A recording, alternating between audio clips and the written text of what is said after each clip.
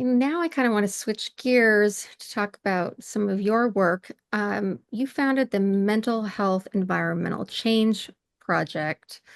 Can you tell us a little bit about that and what its goals are? Yes, so since the pandemic, so I start working with people in Japan and also professional in here, US, because I receive a lot of contact from the outside of US. So they want to, have some mental health support, but again, like it's more cultural stigma. So sometimes people feel shame to access to mental support in Japan or in different Asian countries, or maybe they don't have a lot of mental health support system. So they try to seek some support at the outside. And based on that experience, I start providing psychoeducation. And then, so some people from Japan and the US kind of support like what I have been doing. And now, we continue working as a team. So it's more like a hybrid US Japan project. But so we've been working with, so many people to provide more support to that, specific cultures. But I really appreciate like a lot of people here. So they really support that kind of hybrid mental health support because we know we have very traditional mental health support in here, but we still struggle to offer the mental health support to minorities or underserved communities in the US.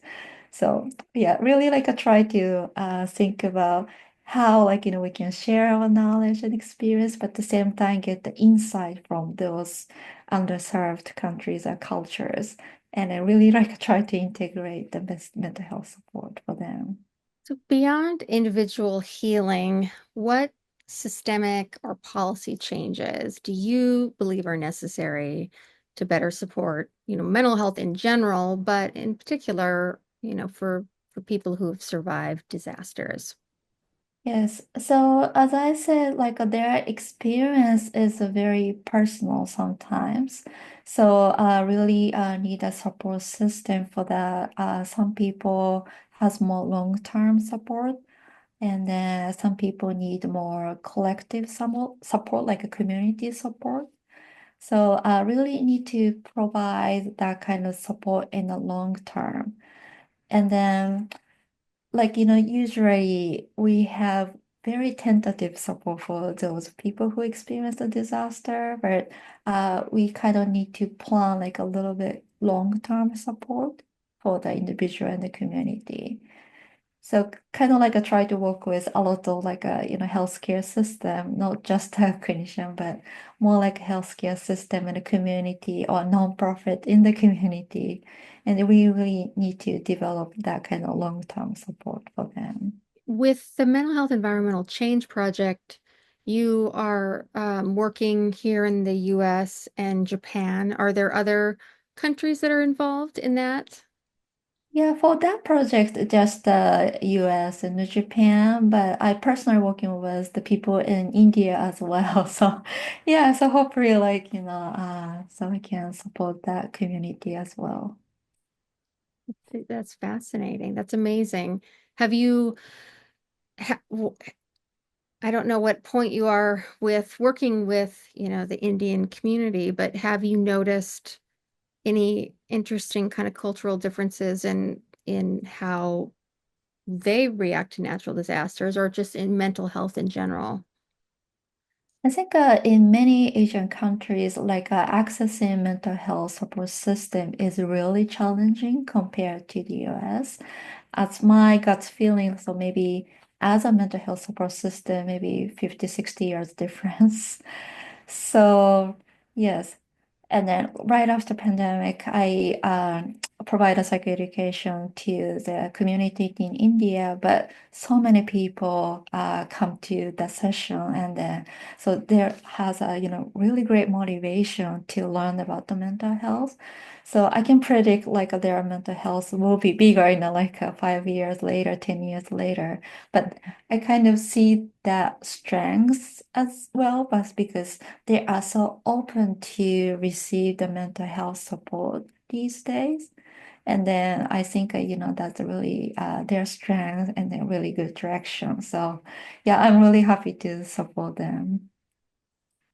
Do you have, well, you're already very ambitious with what you're doing. Do you have any other countries or cultures that you are particularly interested in expanding your work? I don't really focus on like a specific countries or culture, but so sometimes, so when I work with, especially like when I work with the people who experience those disaster, I kind of see myself as outsider. But for those underserved communities, sometimes the presence of outsider is helpful because in the community, people need to be like, I cannot be selfish or I cannot just seek of, my needs. So people have that kind of like, community or like that kind of cultural pressure inside of the community. So that's why like, outsider is sometimes helpful. People feel more like, relaxed to talk about their emotion with the outsider, like almost like a therapy session. So I'm very happy to go anywhere if the community needs my support. Do you have any closing thoughts to share with us about, your goals or things that you think are particularly important for Help Guide people to know? Yeah, so for people who experience those disasters, so I think there are really important things, like two things are really important. So one is they are like, emotional safety because they experience that safety, like, they don't really feel when they experience a disaster. So emotional safety is number one. And then, so, getting back their emotional safety is really important for them.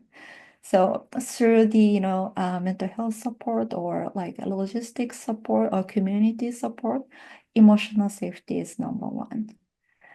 And another thing is they experience the sense of loss maybe in people in LA, so they experience they lost the house, they lost the history, they lost the memories.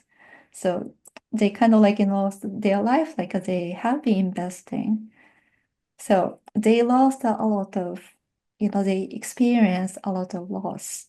Mhm. So that's why, like, really helping them to feel like belonging to somewhere. So maybe they can feel they can belong to the community again, or they can feel they can belong to their group or family again. Mhm. So they have a lot of coping after, like, they experience the disaster, but they can, rebuild the sense of belonging is really important for them. So these things I really want to share with everyone. Well, thank you so much for your time. Thank you for the work you do. We just really appreciate the conversation and you sharing your insights. Thank you so much for having me. I really appreciate. All right. Have a wonderful rest of your day. Yeah, thank you so much. You too. Okay. Bye Bye. bye.